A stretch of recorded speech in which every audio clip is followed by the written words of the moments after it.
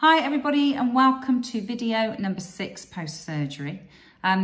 Excuse my wild hair today. I know I haven't got a lot of it, but it has been battered by Storm Kira and has decided that it's going to frizz out, which is a new look for me.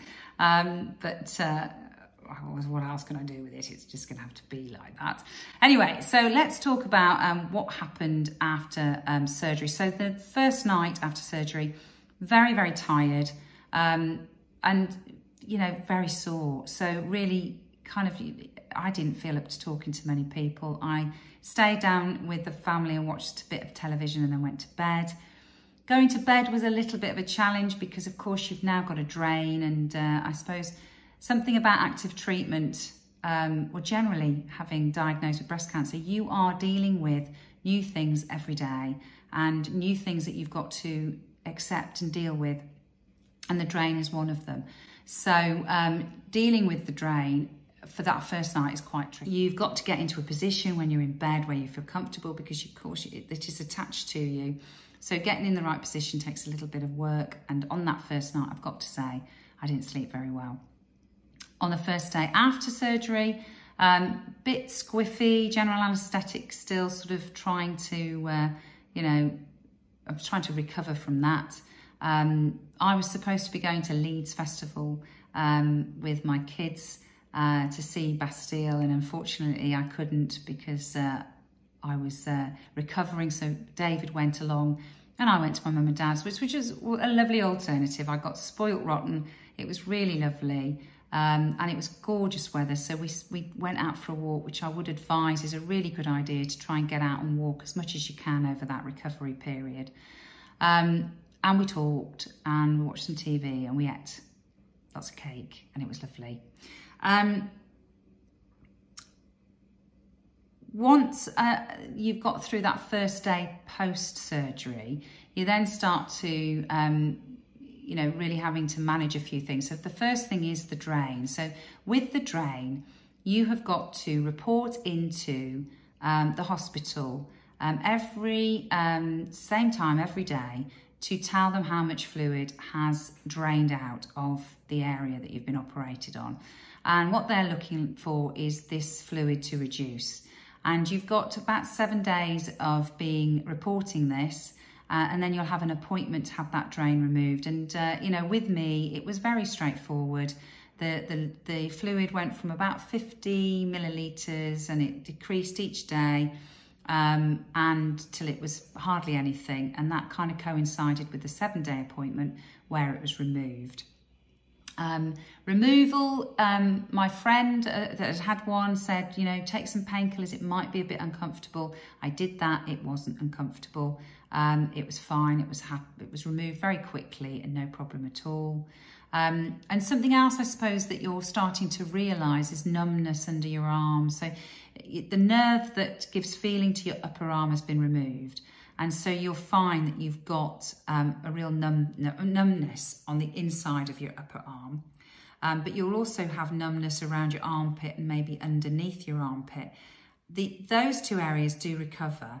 The little piece under your arm, upper arm, doesn't. It will stay like that. But you do get used to it. And it's amazing how it just doesn't matter after a while. It feels very weird to start with, but you do get used to it.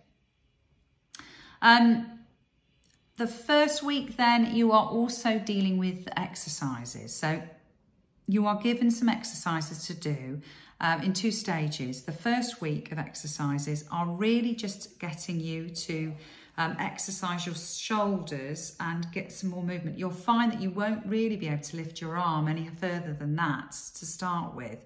So the exercises are really important. They start to get you to feel a little bit more stretched and looser around there. So there's shrugs, there's arm, shoulder, circling. You're doing a lot of these sort of exercises and that slowly brings a bit more feeling into that area.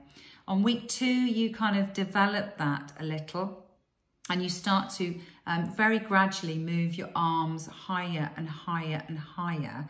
And this is really important because when you have radiotherapy, you will need to probably have your arm over your head. so that they can get the rays into this area here. So the more that you exercise, the better for movement when you get to that stage. Other exercises that are really good is yoga. So I do a little bit of yoga. I've got an app on my phone. It's called Daily Yoga, and it gives you a 10-minute exercise each day that you can do, and you can actually target your arm if you need to, or your shoulders. And between, I would say, full recovery from surgery when the wound is healed, and before you start your chemo, you've got a little period of time that you can go swimming for a little bit. I swam as well. But once you get into chemo, you've got to just consider things around infection. So you need to find the right exercises that help you, but it's really important to do that. A couple of other things to that struck me, I suppose, at the time was driving. When will I be able to drive? They advise between 2 to 4 weeks before you can drive. And what you're looking at really is, can you turn your steering wheel around like that? Can you put your brake on? Can you change your gears? And then going back to work again, 2 to 4 weeks. But it's all down to you. I found after 2 weeks I was ready to go back to work, but again, depending on your job, I'm sure you'll know when the right time is for you to come back to work.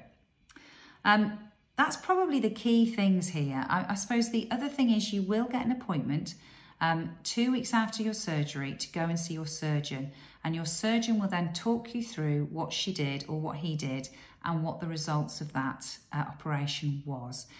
We're going to talk about that in the next video, but we'll also link it to the next appointment you get, which is around 4 to 6 weeks after the surgeon's appointment. And that is all from the oncologist. So you go to see the oncologist, and then you're finding out what your treatment plan is. But that's about it for now. Thanks for listening. And again, if you're really interested in these videos, please hit the subscribe button. Also, if you know of anybody going through this same experience and you think this is going to help, please share the link. Thanks a lot. Speak to you soon.